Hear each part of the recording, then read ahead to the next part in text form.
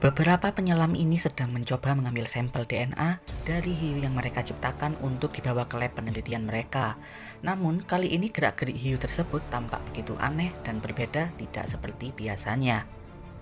Hal buruk pun benar terjadi. Para peneliti itu secara langsung disergap membabi buta oleh hiu ciptaan mereka sendiri. Sontak, ketua timnya merasa gelisah karena temannya tidak segera muncul ke permukaan. Tanpa pikir panjang, ia langsung nyebur dan mulai mencari keberadaan teman-temannya sambil membawa perlengkapan senjata untuk bertahan diri.